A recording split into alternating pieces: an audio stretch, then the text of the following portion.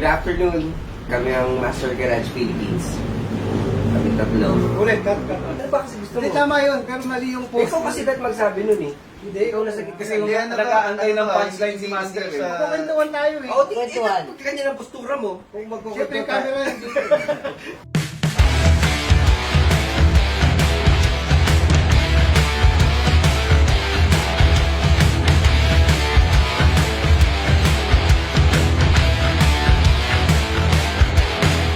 Nakilala namin si Master way back 2017.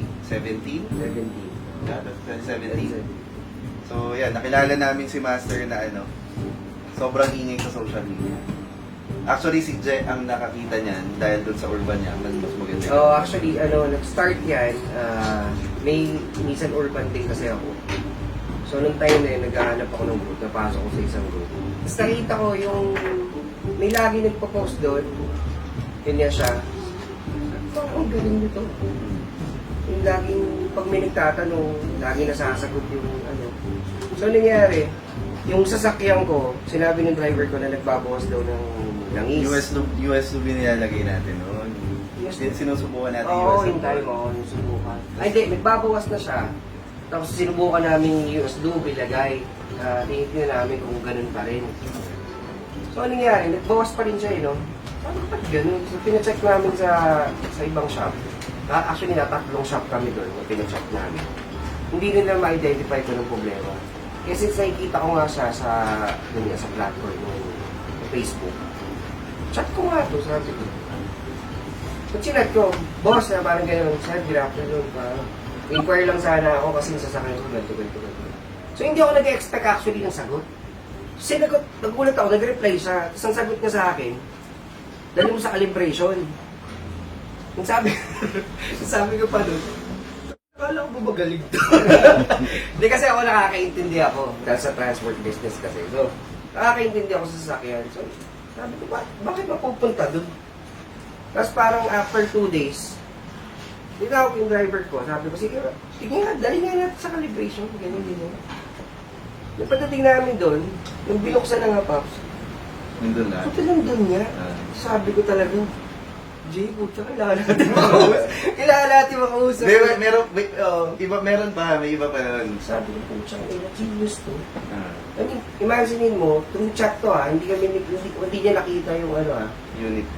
Walang ganun. Yung chat lang, sinugot niya. Tapos, na-figure out niya agad kung baga na-diagnose siya through chat lang.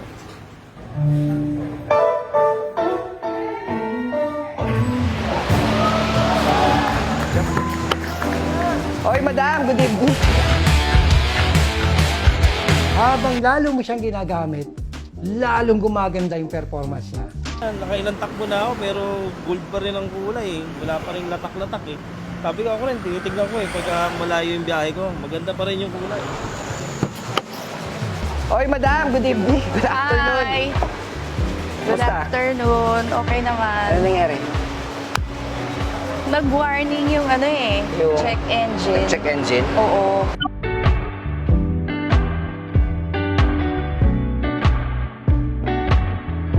Saan ka galing nun? May nangyari, may... Wala naman. Basta yung normal na ginagawa ko everyday Yeah. sa mga inaasikas ko. Pero Oo. dito lang naman kami sa BJ. Cavite. Hi! Congrats! So, yun. Hanggang sa napansin ko, umiilaw yung check engine. Yeah. Pero minsan nawawala siya. Okay. Tapos suddenly biglang Nagkakaroon ulit. Nagkakaroon. Pero wala naman, di naman siya parang humihina, nag-low power, gano'n. wala naman. Aircon, walang changes. Walang changes. Okay. Sige, don't worry. Sakanin mo na. Jules! Sige. Pascal lang kami. Other than that, wala naman na. Wala naman. Wala na ibang concern.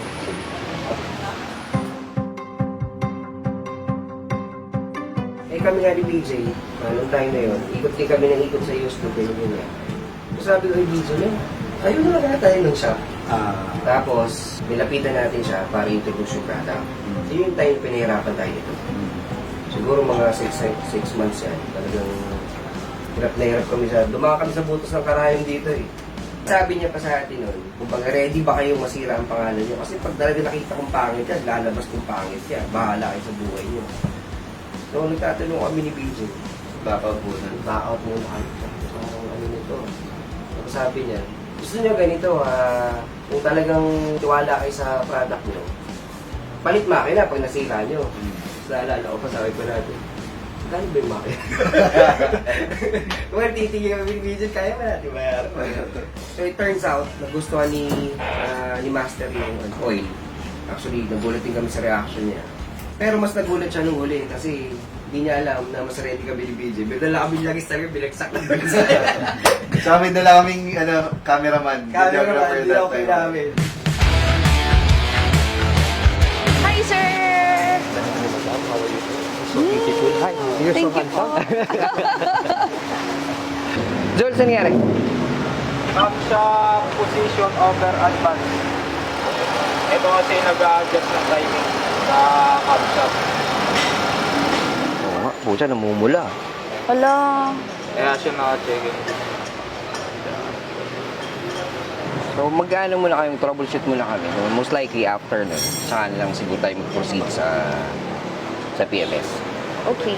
Wow! Happy birthday! Happy Sorry. birthday! Happy birthday, ma'am! Thank you. Don't worry, nandito ka. May bahala. Yun na, dun sa nag-start nung time na nandun kami sa moment, tayong dalawa, Yeah. nandun tayo sa moment nung na kailangan na natin magtayo ng shop kasi hirap na kaming kumuha ng mga video sa testimonial. So ang plano is hindi naman itong Master Garage talaga na ganito. Wala. Ang plano is to promote US Lube na marami lang kami maging customer na nakikita namin actual para makuha namin yung result na gusto namin maipakita kung gaano kaganda yung US Lube. Pero yun yung initial na plano lang namin. Parang lubers nga lang eh. Tapos nung time na magdi-deliver tayo nun sa kanya, bigla niya sinabi na